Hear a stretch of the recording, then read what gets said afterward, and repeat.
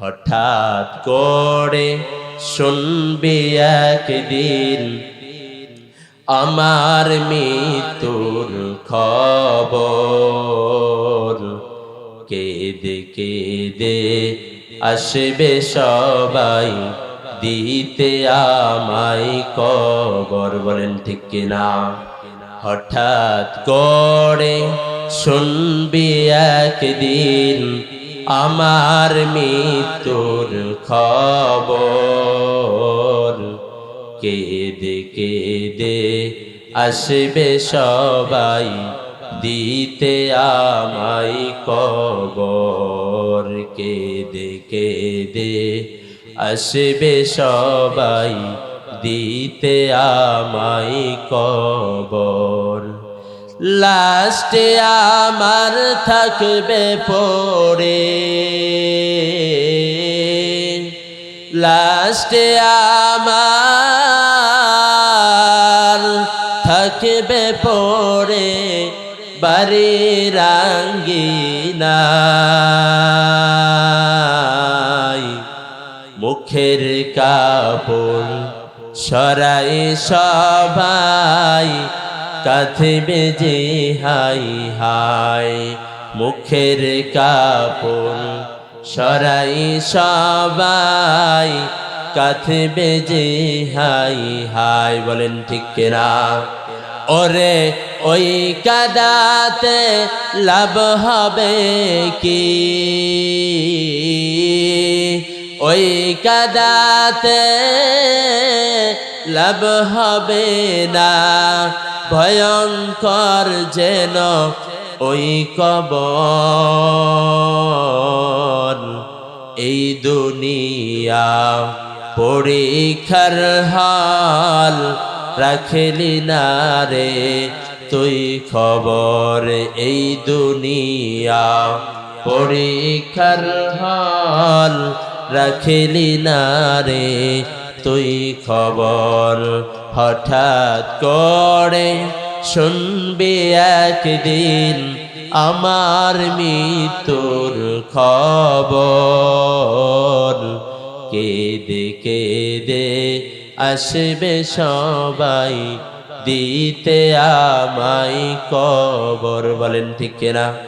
আমার প্রিয় ভাইয়েরা, যখন আল্লাহর হুকুম হয়ে যাবে, আমি আর আপনি আল্লাহর হুকুমে মৃত্যুর স্বাদ গ্রহণ করে ফেলবো। আমার আপনার সমস্ত শক্তি চলে যাবে, আমার আপনার নামের শুরুতে সমস্ত টাইটেল গোড়া চলে যাবে। বলেন ঠিক কিনা? মানুষ আমার আপনার নামটা নেওয়ার শুরুতে মরহুম ব্যবহার করবে। এই পৃথিবীর জমিনে ভালো যদি কোনো কিছু করে থাকেন, নেক কাজ যদি কোনো কিছু করে থাকেন, নেক আমল যদি কোনো কিছু করে থাকেন, ওটাই আপনার সঙ্গে যাবে। পৃথিবীর সব কিছু সৌন্দর্য পৃথিবীর মধ্যে রয়ে যাবে। বলেন ঠিক কিনা? আমার আপনার মৃত্যুর সংবাদ শুনে ওই বাঁশ বাগানের বাঁশ কাটবে, ওই কবরের একটা নির্দিষ্ট জায়গাকে খনন করে আমার আপনার জন্য 3.5 হাত গর্ত নামক কবরটা সুন্দর করে তেলতেলা করে বানাবে। ওই বাঁশগুলা আপন মানুষগুলাই কাটবে, ওই কবরটা আপন মানুষগুলাই আমার আপনার জন্য খনন করবে। মানুষগুলা আমার আপনার পাশে আসে হাউমাউ করে কাঁদতে থাকবে, কিন্তু ওই কাদাতে আমার আপনার কোনো লাভ হবে না। বলেন ঠিক কিনা? ওরে ওই কাদাতে লাভ হবে না, ওই কাদাতে লাভ হবে না, ভয়ঙ্কর যেন ওই কবর। এই দুনিয়া পরীক্ষার হাল রাখলি না রে তুই খবর। এই দুনিয়া পরীক্ষার হাল রাখলি না রে তুই খবর। বলেন ঠিক কিনা? এই যে মানুষগুলা পাশে বসে হাউমাউ করে কাঁদবে, আপন মানুষগুলা যতই কাঁদক না কেন আমার আপনার কোনো লাভ হবে না, কাজে আসবে না। এবার আমাকে আপনাকে সুন্দর করে সাজায়া আমাকে আপনাকে চির বিদায় শেষ গোসল দিয়া সুন্দর সাদা কাপড়ের প্যাকেট বানায়া ওই যে কবরস্থানে আমাকে আপনাকে সুন্দর করে নিয়ে যাবে। যাওয়ার পর আমাকে আপনাকে জানাজা দেবে। ও বাবা, জানাজা দেওয়ার পর ওই কবরের মধ্যে যখন আমাকে আপনাকে রাখবে, একটা দোয়া পড়বে, বিসমিল্লাহি ওয়া আলা মিল্লাতি রাসূলিল্লাহ। ওই কবরের মধ্যে তিনজন ব্যক্তি নেমে আমাকে আপনাকে যে কবরের মধ্যে শোয়াইল, আপনি আমি মনে করলাম হয়তো পৃথিবীর সমস্ত মানুষগুলা যদিও আমাদের পর হয়ে যায়, এই তিনজন মানুষ মনে হয় আমার আপন। কিন্তু আস্তে আস্তে দুইজন মানুষগুলা উঠে আসলো। আরেকটা মানুষ এই দোয়া পড়ে তিনিও কবর থেকে উঠে আসলো। আমার প্রিয় ভাইয়েরা, এখানে প্রশ্ন হলো আমার, একবার নয়, দুইবার নয়, তিনবার নয়, হাজারবারও যদি রসুলের মিল্লাত দিয়ে আমাকে আপনাকে কবরে রাখে, রসুলের আদর্শ যদি জীবদ্দশায় আমি না মানি, রসুলের সুন্নত দাড়িটা নিয়ে যদি আমি আর আপনি মরতে না পারি, রসুলের আদর্শ 5 ওয়াক্ত নামাজ যদি আমার 3.5 হাত বডির মধ্যে ফিটিং না করতে পারে, লম্বা জামাটা যদি আমার মানুষ আমার আপনার সাথে ওই কবরে রইল, তিনিও আস্তে আস্তে উঠে গেল। আস্তে আস্তে আমার কবরের মধ্যে ওই বাঁশ বাগানের বাঁশগুলা সাজাইতে লাগলো।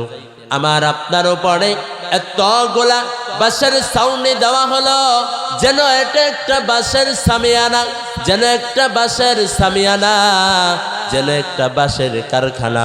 ও বাবা, যখন ওই বাঁশটা দেওয়া হয় তখনও কিন্তু পৃথিবীর আলো দুই বাঁশের চিবি দিয়া মাঝখান দিয়া ওই কবরের মধ্যে প্রবেশ করে। বলেন ঠিক কিনা? আমার প্রিয় ভাইয়েরা, এবার বাঁশ দেওয়া যখন আস্তে আস্তে শেষ হলো, ধারাটা যখন নামাইয়া দেয়, তখনও কিন্তু অনেক জায়গা দিয়া পৃথিবীর আলো ওই কবরের মধ্যে প্রবেশ করে। বলেন ঠিক কিনা? আমার প্রিয় বন্ধুরে, যখন আস্তে আস্তে মাটি দেওয়া শুরু করে দেয়, পৃথিবীর কোনো আলো ওই কবরের মধ্যে যায় না, ওই কবরটা অন্ধকার হয়ে যায়। কারণ দুনিয়ার মৃত্যুর স্বাদ গ্রহণ করার পর তার সবচেয়ে বড় আপন হলো নেক আমল। বলেন ঠিক কিনা? যেই বান্দাটা নেক আমল করবে, আমলে সালেহ করবে, ইমানদার হইয়া মৃত্যুর স্বাদ গ্রহণ করবে, আল্লাহর নবী জানাইয়া দেয়, যদিও মানুষের নজরে তার কবরটা অন্ধকার, আল্লাহ পাক রব্বুল আলামিন তার কবরটাকে নূরে নূরান্বিত করে দেয়। বলেন সুবহানাল্লাহ। এজন্যই মৃত্যুর পরে পৃথিবীর কোনো আলো এই কবরের মধ্যে যায় না।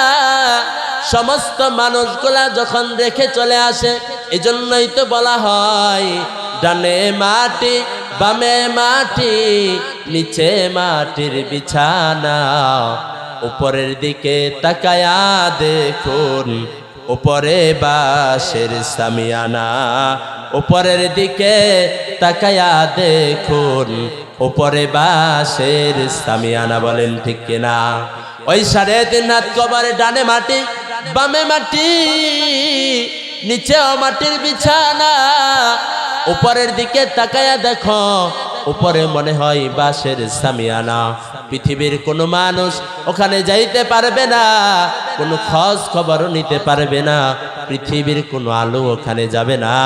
ওখানে আপন শুধু নেক আমল, ওখানে আপন শুধু নেক আমল।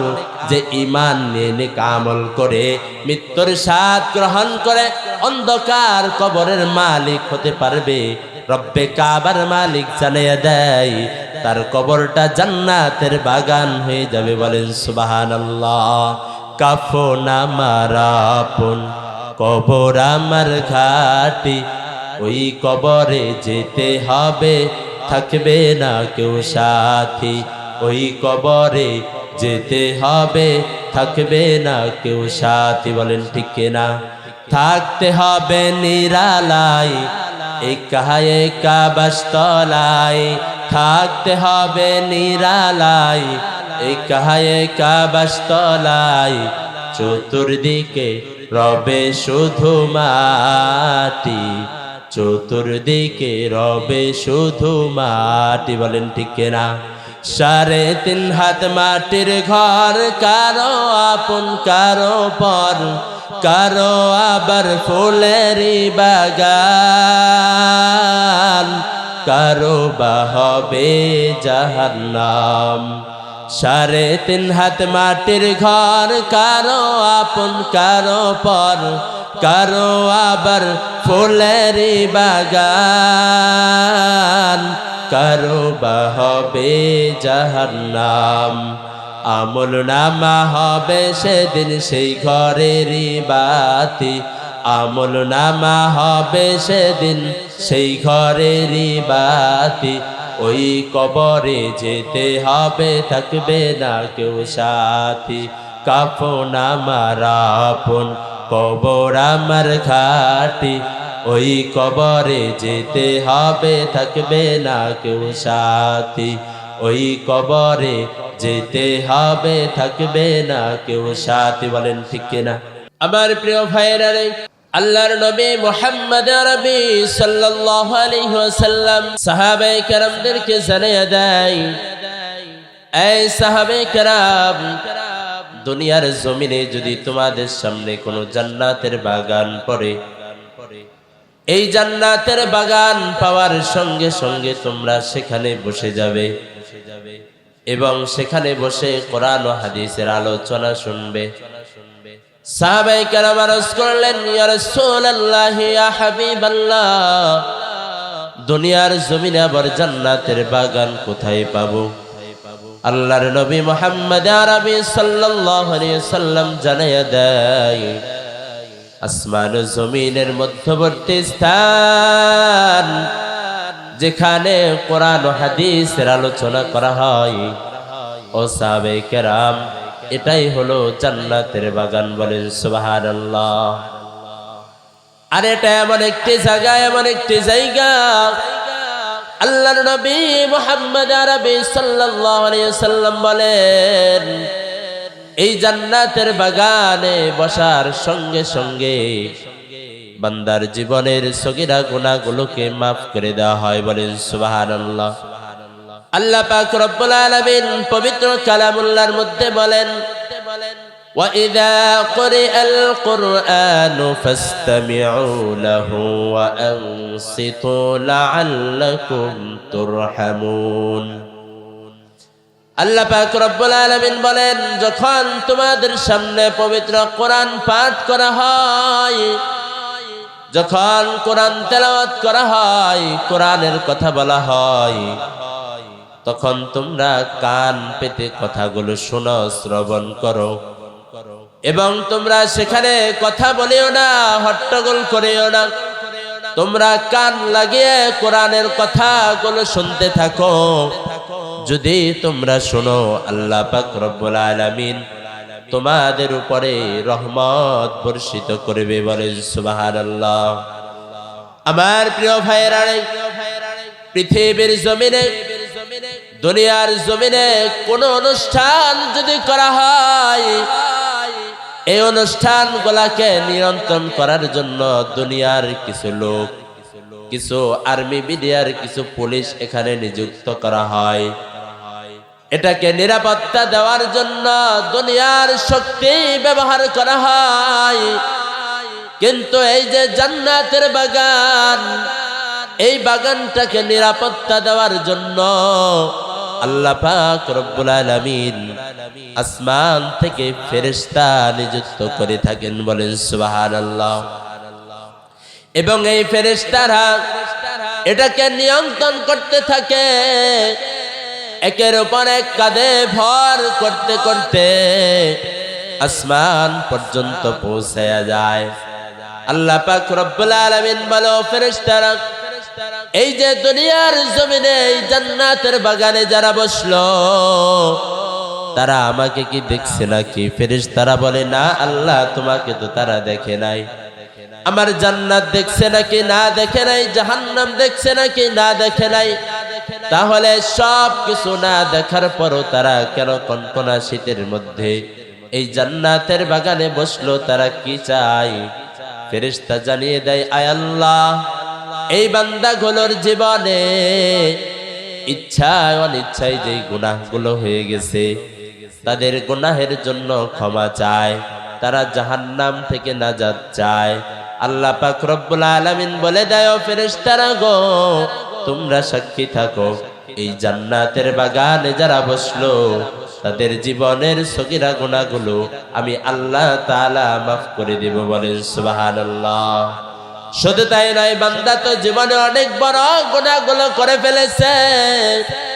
এবার ফেরেশতারা বলে, আল্লাহ, বান্দার জীবনের বড় গুনাহগুলো ক্ষমা চাই।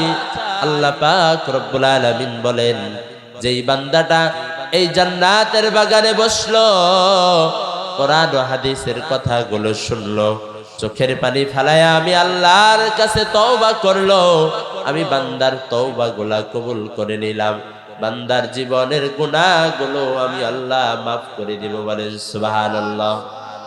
আমার ভাইয়ের, আমার প্রিয় বাবাজিরা, আল্লাহ পাক রব্বুল আলামিন আসমান ও জমিন সৃষ্টি করেছেন। আসমান ও জমিনের মধ্যে মানুষকে অত্যন্ত মহব্বত করে ভালোবেসে আল্লাহ পাক সৃষ্টি করেছেন। আল্লাহ কোরআনুল কারীমের মধ্যে বলে দেয়, فَمَن تَابَ مِن بَعْدِ ظُلْمِهِ وَأَصْلَحَ فَإِنَّ اللَّهَ يَتُوبُ عَلَيْهِ إِنَّ اللَّهَ غَفُورٌ رَحِيمٌ। বলেন আল্লাহু আকবার। আমার আল্লাহ পাক রব্বুল আলামিন জানিয়ে দেয়, কোন বান্দা ইচ্ছা অনিচ্ছায় গুনাহ করার পরে, এই যে বান্দা গুনাহ করে ফেলেছে, এটাকে যখন অপরাধী নিজেকে মনে করে, আমি আল্লাহর কাছে বান্দা যখন তওবা করবে, আমি আল্লাহ বান্দার তওবাকে কবুল করে নেব এবং বান্দার জীবনের সমস্ত গুনাহগুলোকে মাফ করে দেব। বলেন সুবহানাল্লাহ।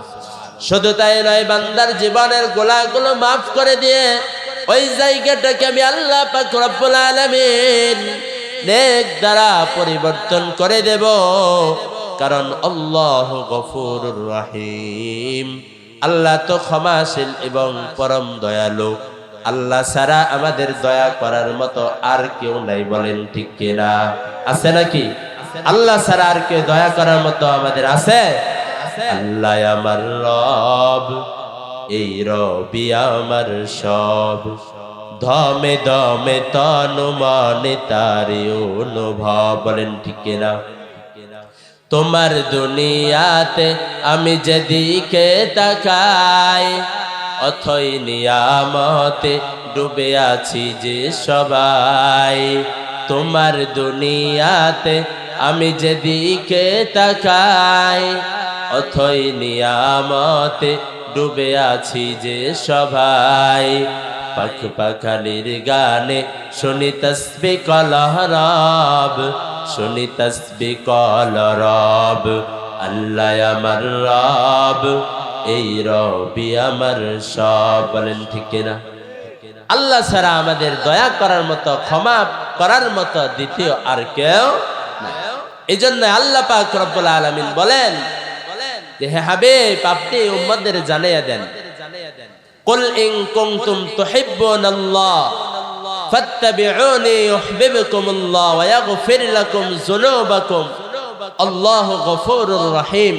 যে হে হাবিব, আপনি উম্মতদের জানিয়ে দেন, এই উম্মত যদি আমি আল্লাহকে ভালোবাসতে চাই, আমি আল্লাহকে যদি পেতে চাই, তাহলে এই উম্মত যেন আপনাকে অনুসরণ করে। বলেন সুবহানাল্লাহ। হে হাবিব, আপনি উম্মতদের জানিয়ে দেন, এই উম্মত যদি আমি আল্লাহকে ভালোবাসতে চাই, আমি আল্লাহকে যদি পেতে চাই, তাহলে এই উম্মত যেন আপনাকে অনুকরণ করে। আপনাকে যদি অনুকরণ করে, তাহলে আমি আল্লাহ পাক রব্বুল আলামিন বলে দিলাম, আমি আল্লাহ পাক রব্বুল আলামিন এই উম্মতের ভালোবাসবো। বলেন সুবহানাল্লাহ। শুধু তাই নয়, আপনাকে অনুকরণ করার কারণে, আপনাকে মহব্বত করার কারণে আমি বান্দাকে শুধুই ভালোবাসবো না, বান্দাকে যখন আমি ভালোবাসবো, বান্দার জীবনের প্রত্যেকটা গুনাহকে আমি আল্লাহ মাফ করে দেব। বলেন সুবহানাল্লাহ। আল্লাহ পাক রব্বুল আলামিন আল্লাহর নবী মুহাম্মদ আরবি সাল্লাল্লাহু আলাইহি সাল্লাম হাদিসের মধ্যে বলেন, মান আহাব্বা সুন্নতি ফাকাদ আহাব্বানি ওয়া মান আহাব্বানি কানা মাই ফিল জান্নাহ। আল্লাহর নবী জানায়া দেয়, যেই বান্দাটা আমার সুন্নতকে ভালোবাসলো, আমার সুন্নতকে অনুসরণ করলো, অনুকরণ করলো, এই বান্দা যেন আমাকেই ভালোবাসলো। আর যে আমি রাসূলকেই ভালোবাসলো, আমি রাসূলকে ভালোবাসার কারণে এই বান্দা জান্নাতের মধ্যে আমি রাসূলের সঙ্গেই থাকবে। বলেন সুবহানাল্লাহ। আমার প্রিয় ভাইয়েরা, তাহলে আল্লাহকে যদি আমরা ভালোবাসতে চাই, আল্লাহর রাসূলকে অনুসরণ করতে হবে। কাকে অনুসরণ করতে হবে? আল্লাহর রাসূলকে অনুসরণ করতে হবে, অনুকরণ করতে হবে। 3.5 হাত বডির মধ্যে রাসূলের সুন্নাত দিয়ে সাজাইতে হবে। রাসূলের প্রত্যেকটা হুকুম আহকাম আমাদের মানতে হবে। হায়াতে জিন্দেগিতে প্রত্যেকটা সেক্টরে রাসূলের সুন্নাত দিয়ে আমাদের চলতে হবে। যদি সেটা আমরা চলি, তাহলে সেই রব্বে কাবার মালিক, আমার আপনার মালিক, আসমান ও জমিনের মালিক, সেই আল্লাহকে খুশি করা যাবে। বলেন ঠিক কিনা? আমার প্রিয় ভাইয়েরা, রাসূলকে যদি খুশি করতে চাই, রাসূলকে যদি ভালোবাসতে চাই, কিভাবে ভালোবাসবো, কিভাবে খুশি করব, এটা যদি শিখতে চাই, জানতে চাই, তাহলে আমার আপনার সন্তানদেরকে এরকম কওমি মাদ্রাসায় পড়াশোনা করানো লাগবে। বলেন ঠিক কিনা? তাহলে রাসূলের অনুসরণ, অনুকরণ যদি আমরা শিখতে চাই, বুঝতে চাই, আমাদের সন্তানদেরকে এরকম কওমি মাদ্রাসা, এই যে আজকে উম্মাতুল মুমিনিন কওমি মহিলা মাদ্রাসা, এই সমস্ত মাদ্রাসায় যদি আমাদের মেয়ে, আমাদের কন্যাদেরকে যদি আমরা ভর্তি করাইয়া দেই, তাহলে তারা বুঝবে কোনটা রাসূলের আদর্শ আর কোনটা শয়তানের আদর্শ। বলেন ঠিক কিনা? তখন তারা এটাকে প্রাধান্য করতে পারবে। তখন পর্দা কি জিনিস এরা বুঝবে, কোনটা কোরআনের বিধান, কোনটা দুনিয়ার বিধান, কোনটা হালাল রাস্তা, কোনটা হারাম রাস্তা। এই সমস্ত কওমি মাদ্রাসায় কোরআনের শিক্ষা যখন আমার আপনার সন্তান শ্রবণ করবে, আমার আপনার সন্তান শিক্ষা গ্রহণ করবে, তখন তারা কোনটা সঠিক, কোনটা ব্যাঠিক, কোনটা আল্লাহর আদেশ, কোনটা রাসূলের তরিকা, এটা তখন পার্থক্য করা সম্ভব হবে। বলেন ঠিক কিনা? আর আমার আপনার জীবনে, আমার আপনার সন্তানের জীবনে পৃথিবীর সমস্ত শিক্ষা আমরা পেলাম, কিন্তু কোরআনের শিক্ষা পেলাম না, হাদিসের শিক্ষা পেলাম না, কওমি মাদ্রাসার শিক্ষা পেলাম না, তাহলে পৃথিবীর সব কিছু পেলেও আমরা কোনো শিক্ষাই পেলাম না। বলেন ঠিক কিনা? কারণ যেই শিক্ষা অর্জন করার পর আল্লাহ এবং আল্লাহ রাসূল চেনা যায় না, সেটা কোনো শিক্ষা হিসেবে গণ্য হতে পারে না। বলেন ঠিক কিনা? আমার প্রিয় ভাইয়েরা,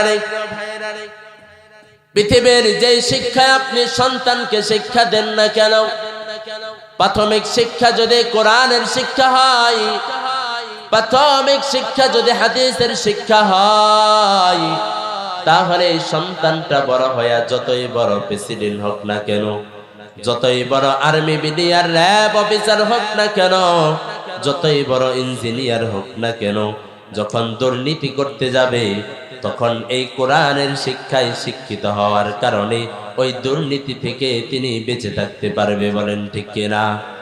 আর প্রাথমিক শিক্ষা যদি আল্লাহ পাকের ভয়, রাসূলের তরিকা যদি শিক্ষা না থাকে, দুনিয়ার জমিনে হাজারো অন্যায় করে বেড়াবে, এই বান্দার কাছে কখনো অন্যায় মনে হবে না। বলেন ঠিক কিনা? এজন্য আমার প্রিয় ভাইয়েরা, মাথায় টুপি দেওয়া এটা আমার রাসূলের আদর্শ। বলেন ঠিক কিনা? লম্বা জামা পরা এটা রাসূলের আদর্শ। আমার আপনার চাপার মধ্যে দাড়িটাকে বড় করা এটা আমার রাসূলের আদর্শ। আমি আর আপনি কেমন রাসূলের উম্মত হইলাম, কেমন আশিক রাসূল নিজেকে দাবি করলাম, আমার আপনার বয়সটা 70-80 হয়ে গেল, 50-60 হয়ে গেল, আমার আপনার চেয়ে অনেক ছোট মানুষের দিকে তাকাইলে চাপাই দাড়ি দেখা যায়, কিন্তু আমি আর আপনি চাপার মধ্যে দাড়িটাকে বড় করতে পারি না। বলেন ঠিক কিনা? আছে না নাই? চাপার মধ্যে দাড়ি নাই, মাথার মধ্যে টুপি নাই, শরীরের মধ্যে লম্বা জামা নাই, এও দাবি করে আমি আশিকে রাসূল। কিন্তু রাসূলের সুন্নাহ ছাড়া যে আশিকে রাসূল দাবি করবে, প্রকৃতপক্ষে এটা আশিকে রাসূল নাই, এটা আশিকে ভন্ডা। বলেন ঠিক কিনা? কারণ আমার প্রিয় ভাইয়েরা, রাসূলের সুন্নাতকে না মেনে কখনো আশিকে রাসূল হওয়া যায় না। বলেন ঠিক কিনা? রাসূলের সুন্নাতকে প্রাধান্য দিয়ে রাসূলের সুন্নাতকে মানবে যারা, রাসূলের প্রকৃতপক্ষে আশিকে রাসূল হবে তারা। বলেন ঠিক কিনা? আমার আল্লাহ পাক রব্বুল আলামিন জানায়া দেয়, ইন্নাল্লাযীনা আমানু ওয়া আমিলুস সালিহাতি কানাত লাহুম জান্নাতুল ফিরদাউসি নুজুলা। বলেন সুবহানাল্লাহ। যে বান্দার মধ্যে দুইটা গুণ থাকবে, কয়টা গুণ? যে বান্দার মধ্যে দুইটা গুণ থাকবে, এক নাম্বার হলো ঈমান, দুই নাম্বার হলো আমলে সলে। এই দুইটা গুণ যেই বান্দার মধ্যে থাকবে, আল্লাহ পাক রব্বুল আলামিন বলেন, এই দুই গুণওয়ালা বিশিষ্ট মানুষকে আমি আল্লাহ তাআলা জান্নাতুল ফিরদাউস দান করব। বলেন সুবহানাল্লাহ। কয়টা গুণ? দুইটা গুণ। এক নাম্বার হলো ঈমান। কি? একটু কথা বলেন সবাই। কি? ঈমান। দুই নাম্বার আমলে সালেহ। এই দুইটা গুণ যেই বান্দার মধ্যে থাকবে, এই বান্দাকে আল্লাহ জান্নাতুল ফিরদাউস, সবচেয়ে বড় জান্নাত দান করবে। বলেন সুবহানাল্লাহ। এক নাম্বার হলো ঈমান। এখন ঈমানদার তো আমরা সকলেই নিজেকে ঈমানদার দাবি করি, কিন্তু ঈমান যদি আনতে চাই, প্রকৃতপক্ষে ঈমানদার যদি আমরা হতে চাই, আল্লাহর নবী বলেন তিনটা গুণ যার মধ্যে পাওয়া যাবে, এই বান্দাটা প্রকৃতপক্ষে ঈমানদার হবে। বলেন সুবহানাল্লাহ। কয়টা গুণ? তিনটা গুণ। এক নাম্বার হলো তাসদিক বিল জিনান। এক নাম্বার হলো তাসদিক বিল জিনান। যেই বান্দাটা অন্তর দ্বারা স্বীকৃতি দিবে, এক আল্লাহ ছাড়া দ্বিতীয় আর কেউ রব নয়, এক আল্লাহ ছাড়া আমাদের মানতে মাননেওয়ালা, পাননেওয়ালা, খাওয়ানেওয়ালা, হায়াত দেনেওয়ালা, মওত দেনেওয়ালা আল্লাহ ছাড়া আর কেউ নাই। অন্তর দ্বারা এটাকে স্বীকৃতি দেওয়া লাগবে, অন্তর দ্বারা এটা বলা লাগবে আল্লাহ ছাড়া দ্বিতীয় আর কোনো রব নাই। বলেন সুবহানাল্লাহ। অন্তর দ্বারা বলা লাগবে। অনেক মানুষ বলে সেজদা দুই প্রকার, বলেন নাউজুবিল্লাহ। অনেক মানুষ এমন আছে যারা বলে সেজদা দুই প্রকার, একটা হলো নামাজের সেজদা, আর একটা হলো সম্মানের সেজদা। বলেন নাউজুবিল্লাহ। আমার প্রিয় ভাইয়েরা, আপনারা জেনে থাকলে বলেন সেজদা কয় প্রকার? সেজদা এক প্রকার। যারা সেজদা দুই প্রকার বলে, এরা হলো মানুষ নামের মুনাফিক, মুসলমান নামের মুনাফিক। অনেক মানুষ আছে যারা নামাজও পড়ে, আবার অনেক বাবার দরবারে যায় সেজদা দেয়। দেয় কি দেয় না? জবান খুলে বলেন, দেয় কি দেয় না? নতুন কাপড় পরিধান করলে ওটা পরিধান করে আবার অনেক মুরব্বীদেরকে সেজদা দেয়, তাদের পায়ের মধ্যে সেলাম করে। আসে না নাই? মসজিদে এসে নামাজ পড়ে, আবার বাবার দরবারে যে সেজদা দেয়, কবরে যে সেজদা দেয়, মাজারে যে সেজদা দেয়। দেয় কি দেয় না? আমার প্রিয় ভাইয়েরা, আল্লাহ ছাড়া দ্বিতীয় আর কেউকে যে সেজদা দিল, সে আল্লাহর সাথে শিরিক করলো। আর আল্লাহর সাথে যারা শিরিক করলো, তাদের জন্য জান্নাত হারাম, তাদের জন্য জাহান্নাম ওয়াজিব। বলেন নাউজুবিল্লাহ। আমার প্রিয় ভাইয়েরা, তাহলে সেজদা হলো এক প্রকার। কয় প্রকার? সেজদা হলো এক প্রকার, যেটা নামাজের সেজদা, যেটা আমার আল্লাহর কাছে দেওয়া হয়। যেটা আল্লাহর কাছে মাথাটা নত করা হয়, সেজদা এক প্রকার, এখনো এক প্রকার, কিয়ামত পর্যন্ত এক প্রকার। সেজদা এক প্রকার, যে আল্লাহ আসমান ও জমিনটাকে বানাইছে, যে আল্লাহ আমাকে আপনাকে বানাইছে, যে আল্লাহ আমাকে আপনাকে হায়াত দিয়েছে, যে আল্লাহ আবার আমাকে আপনাকে মওত দান করবে, এই রব, এই আল্লাহকে সেজদা দেওয়া লাগবে। সেই সেজদা হলো এক প্রকার, একমাত্র আল্লাহর পায়ে সেজদা দেওয়া। বলেন সুবহানাল্লাহ। আল্লাহ ছাড়া কাউকে সেজদা দেওয়া যাবে নাকি? জবান খুলে বলেন, যাবে নাকি? আল্লাহ ছাড়া কাউকে সেজদা দেওয়া যাবে না। আল্লাহ ছাড়া এই মাথাটা কারোর পায়ে নত করা যাবে না। আল্লাহ ছাড়া কারোর কাছে মাথাটা নত করা যাবে না। এই সব কিছু অন্তর দ্বারা স্বীকৃতি দেওয়া লাগবে। একজন আল্লাহ, তিনি আমার আল্লাহ। বলেন সুবহানাল্লাহ। আল্লাহ ছাড়া আর কোনো মাবুদ নাই, আর কোনো ইলাহ নাই। তাসদিক বিল জিনান, এই স্বীকৃতি যখন অন্তর দ্বারা আমি আর আপনি দিলাম। 2 নাম্বার হলো তাসদিক বিল লিসান, অন্তর দ্বারা এটাকে স্বীকৃতি দিলাম। আল্লাহ পাক রব্বুল আলামিন মাথার তালু থেকে পায়ের তালু পর্যন্ত হায়াত নিয়ামত আমাকে আপনাকে দান করেছেন। বলেন ঠিক কিনা? আমার আপনার কোনো অঙ্গ প্রত্যঙ্গ কিন্তু কথা বলতে পারে না। আমার আপনার প্রত্যেকটা অঙ্গ প্রত্যঙ্গ তার নিজস্ব কাজ করে থাকে, কিন্তু একটা অঙ্গ প্রত্যঙ্গ দিয়েছেন আল্লাহ, যার নাম হলো মুখ, যার নাম হলো জবান। 2 নম্বরে আল্লাহর নবী জানিয়ে দেয় তাসদিক বিল লিসান, অর্থাৎ বান্দা অন্তর দ্বারা যখন স্বীকৃতি দিছ আমি আল্লাহ ছাড়া আর কোনো মাবুদ নাই, আর কোনো ইলাহ নাই, বান্দা এলা জবান দ্বারা স্বীকৃতি দাও আমার সৃষ্টিকর্তা আল্লাহ ছাড়া দ্বিতীয় আর কোনো রব নাই। বলেন ঠিক কিনা? আমার প্রিয় ভাইয়েরা, অন্তর দ্বারা যখন আমি স্বীকৃতি দিলাম আল্লাহ ছাড়া আর কোনো রব নাই, এটা আবার জবান দ্বারা যখন আমি স্বীকৃতি দিলাম আল্লাহ ছাড়া আর কোনো প্রভু নাই, ইবাদত করার মালিক দ্বিতীয় আর কেউ নাই। ও বান্দা, অন্তর দ্বারা স্বীকৃতি দিলাম, জবান দ্বারা স্বীকৃতি দিলা। আল্লাহর নবী জানায় দেয় 3 নাম্বার হলো আমাল বিল আরকান, বান্দা এখন তুমি আমল করে, কাজে পরিণত করে আমি আল্লাহর বিধান, রাসূলের তরিকা, এটাকে বাস্তবায়ন করে দেখিয়ে দাও। বলেন সুবহানাল্লাহ। আমার প্রিয় ভাইয়েরা, এই 3টা গুণ যার মধ্যে থাকবে, 1 নাম্বার অন্তর দ্বারা স্বীকৃতি দিলাম, 2 নাম্বার জবান দ্বারা স্বীকৃতি দিলাম, 3 নাম্বার হলো আল্লাহর প্রত্যেকটি বিধান আমরা পালন করে আমল করে মেনে স্বীকৃতি দিলাম। আমার 3.5 হাত বডির মধ্যে রাসূলের সুন্নাত, রাসূলের আদর্শ লাগায়া আমি আর আপনি যখন স্বীকৃতি দিলাম, আল্লাহর নবী বলেন এই আদর্শগুলা যেই বান্দার মধ্যে পাওয়া যাবে, এই আদর্শগুলা যেই বান্দার মধ্যে পাওয়া যাবে, এই বান্দাই হলো প্রকৃতপক্ষে ঈমানদার। বলেন সুবহানাল্লাহ।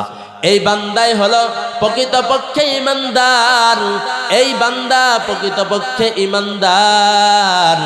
এই বান্দা যখন ঈমান আনয়ন করলো, আমলে সলেহ করলো, আল্লাহ পাক রব্বুল আলামিন বলেন এই 2 শ্রেণীর মানুষ যখন ঈমানদার নিয়ে, ঈমান নিয়ে আমি রব্বে কাবার মালিক পর্যন্ত পৌঁছাইতে পারবে, আমি আল্লাহ পাক রব্বুল আলামিন এই বান্দাকে জান্নাতুল ফিরদাউস দান করব। বলেন সুবহানাল্লাহ।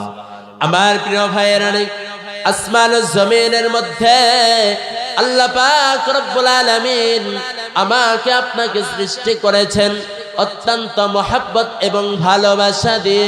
আল্লাহ পাক রব্বুল আলামিন হাজারো নিয়ামত আমাকে আপনাকে দিয়েছেন, প্রত্যেকটা নিয়ামত আমার আপনার উপকারের জন্য সৃষ্টি করেছেন, আর আমাকে আপনাকে আল্লাহর গোলামের জন্য সৃষ্টি করেছেন। বলেন সুবহানাল্লাহ।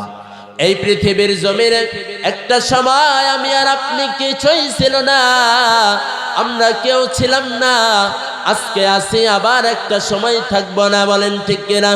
আল্লাহ পাক রব্বুল আলামিন দুনিয়ার জমিনের জন্যই পাঠাইছেন যে আল্লাযী খালাকাল মাউতা ওয়াল হায়াতা লিয়াবলুয়াকুম আইয়ুকুম আহসানু আমালা। যে পৃথিবীর জমিনে আল্লাহ হায়াত নামক বস্তু দিয়ে আমাকে আপনাদেরকে পাঠাইছেন, কে কত বেশি আল্লাহর বিধানকে মেনে আল্লাহর হুকুম আহকাম অনুযায়ী চলে নিজের আমলটাকে কত সুন্দর করতে পারো, কত ভালো বানাইতে পারো, কত রাসূলের বিধান আল্লাহর বিধান অনুযায়ী বান্দা তুমি চলতে পারো, এটা বোঝার জন্য, এটা দেখানোর জন্যই আল্লাহ পাক রব্বুল আলামিন আমাকে এবং আপনাদেরকে বানিয়েছেন। বলেন সুবহানাল্লাহ। আমার প্রিয় ভাইরা রে, যেরকম ভাবে দুনিয়ার জমিনে আমরা একটা সময় ছিলাম না, কিন্তু আজীবনও এই দুনিয়ার জমিনে আমরা থাকবো না। বলেন ঠিক কিনা? দুনিয়ার জমিনে থাকা যাবে না। নির্দিষ্ট একটা সময় যখন চলে আসবে, তখন দুনিয়ার হাজারো সৌন্দর্য, হাজারো নিয়ামতকে রেখে আল্লাহর ডাকে সাড়া দিয়ে সেই কবরে চলে যাওয়া লাগবে। বলেন ঠিক কিনা? আমার প্রিয় ভাইয়েরা, এই জন্যই তো কবি বলেন, কাগজিকা ঘড়ি বানা কর উড়াতা है आसमान में, कागजिका घड़ी बना कर उड़ाता है आसमान में, घड़ी बेचारा क्या करेगा, घड़ी बेचारा क्या करेगा, रसी मौला में हाथ में, रसी मौला में हाथ में। बोलें सुबहानाल्लाह। আমার প্রিয় ভাইয়েরা, মানুষ দুইটা কাগজ দিয়া, একটা শলা দিয়ে একটা ঘড়ি বানায়া আসমানের মধ্যে ওড়ায়া দেয়। এই ঘড়িটা যখন বাতাস পায়, এই ঘরের মালিক আস্তে আস্তে সুতা ছাড়ে আর ঘড়িটা অনেক উপরে উঠতে থাকে। বলেন ঠিক কিনা? যতই ছোটা ছাড়ে ততই উপরে ওঠে। ঘড়িটা যখন উপরে চলে যায়, এই ঘড়িটা আস্তে আস্তে কাওয়াইতে থাকে আর তার মালিক রে বলতে থাকে, ও মালিক, আমি তোমার থেকে অনেক দূরে চলে এসেছি, আর তোমার হাতে আমি যাব না, তুমি আর আমাকে ধরতে পারবে না। এরকম ভাবে যখন কাওয়াই, মালিক যখন তার সুতাটা টান দেয়, তখন আবার সুন্দরভাবে ঘড়িটা উঠতে থাকে। বলেন ঠিক কিনা? ঠিক সন্ধ্যা যখন ঘনিয়ে আসে, এই মালিক যখন সুতাটা আস্তে আস্তে গোছাইতে থাকে, আস্তে আস্তে একটা সময় এই ঘড়িটা মালিকের হাতে চলে আসে। ঠিক কিনা? ঠিক আমার ভাইয়ের, আমার বাবাজিরা রে, পৃথিবীর জমিনে আল্লাহ পাক রব্বুল আলামিন আমাকে আপনাকে পাঠাইছেন। আমার আপনার একটা রশি ওই মালিকের হাতে আছে না নাই? জবান খুলে বলেন, আছে না নাই? ঠিক আমার আপনার একটা রশি ওই মালিকের হাতে আছেন। এই জন্যই তো কবি বলেন, কাগজিকা ঘড়ি বানাকর উড়াতা है आसमान में, घड़ी बेचारा क्या करेगा, মানুষ बेचारा क्या करेगा, रस्सी मौला में हाथ में, रस्सी मौला में हाथ में। বলেন ঠিক কিনা? ঠিক আমার আপনার একটা রশি আল্লাহর হাতে আছে। মালিক যখন সেই রশিটাকে গোছানো শুরু করবে, মালিক যখন সেই রশিটা টানতে থাকবে, আমার আপনার হায়াত যখন শেষ হয়ে যাবে, মালিকের হুকুম যখন হয়ে যাবে, তখন দুনিয়ার জমিনের হাজারো মায়া মোহাব্বত ত্যাগ করে মালিকের ডাকে সাড়া দিয়ে আমার আপনার মৃত্যুর স্বাদ গ্রহণ করে ওই অন্ধকার কবরে চলে যাওয়া লাগবে। বলেন ঠিক কিনা? আমার প্রিয় ভাইরা, অল্প সময়ে যেই কথাগুলো বললাম, যে পৃথিবীর জমিনকে একদিন ছেড়ে দিতেই হবে। বলেন ঠিক কিনা? এই পৃথিবীর জমিনে একদিন আমরা ছিলাম না। রব্বে কাবার মালিক আল্লাহ আমাকে আপনাকে হায়াত নামক বিশাল বড় নিয়ামত দিয়ে পৃথিবীর জমিনে পাঠিয়েছেন। আবার একদিন পৃথিবীর জমিন থেকে আমাদের রব্বে কাবার মালিকের ডাকে চলে যেতে হবে। কিন্তু ভাই, আল্লাহর বিধানকে মেনে রাসূলের তরিকা অনুযায়ী চলে যদি দুনিয়া থেকে আমরা যাইতে পারি, ইহকাল এবং পরকাল উভয় জগৎরাই আমাদের সার্থক হবে। বলেন ঠিক কিনা? তাহলে রব্বে কাবার মালিক ওই 3.5 হাত কবরটাকে আল্লাহ আলোকিত বানিয়ে দিবে, আর আল্লাহর বিধান রাসূলের তরিকা অনুযায়ী যদি আমরা চলতে চাই, তাহলে এই কওমি মাদ্রাসা যে দ্বীনি প্রতিষ্ঠানগুলো রয়েছে, এই কোরআনের শিক্ষা, রাসূলের হাদিসের শিক্ষা ছাড়া বিকল্প আর কোনো পন্থা নাই, বলেন ঠিক কিনা?